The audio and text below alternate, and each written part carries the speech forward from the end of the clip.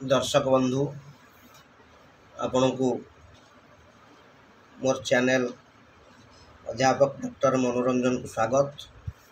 आज भगवती दुर्गा, लक्ष्मी, सरस्वती, काली आमे जो देवी मान को पूजा करुचे समस्त देवी माने ही गोटे मात्र रूप। देवी माने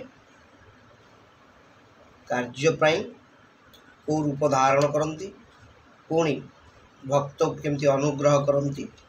मु गोटे श्लोक माध्यम आपण कहूँ, तमेव सर्वजननी मूल प्रकृतिरीश्वरी तमेवाद्या सृष्टि विधौ स्वेच्छया त्रिगुणात्मिका कार्यार्थे सगुणा त्वंच वस्तुतो निर्गुणा स्वयं परम ब्रह्म स्वरूपा त्वं सत्या नित्या सनातनी तेजः स्वरूपा परमा भक्तानुग्रह विग्रहा सर्वस्वरूपा सर्वेशा सर्वाधारा परात्परा सर्वबीज स्वरूपा च सर्वपूज्या निराश्रया सर्वज्ञ सर्वतो भद्रा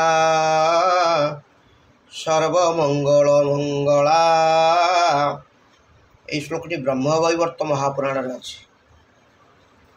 भगवती तुम्हें ही विश्वजननी, तुम्हें मूल प्रकृति ईश्वरी, तुम्हें सृष्टिर उत्पत्ति काल रे आद्याशक्ति रूप से विराजमान एवं तुम स्वेच्छा रे तुम्हें त्रिगुणात्मिक रूप धारण करिथाओ।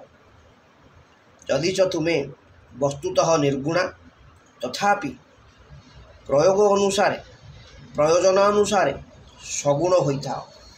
तुम्हें परम ब्रह्म स्वरूपा, तुम्हें सत्या नित्या एवं सनातनी, तुम्हें परम तेज स्वरूपा एवं भक्तगण को अनुग्रह करने निमंते तुम्हें शरीर धारण करिथाओ।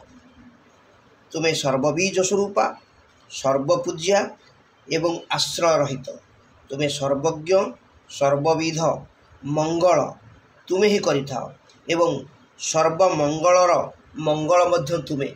तेणु माँ आदिशक्ति तांको जे पूजा करे से होउछन्ति सर्वमंगल मंगला। समस्त मंगल कार्य पाई से मंगला रूपे पूजा पाती। से समस्त भक्तगण को आशीर्वाद करती।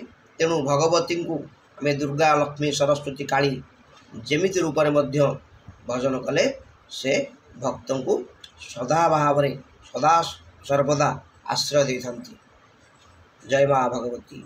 ओम दुर्गाय नमः।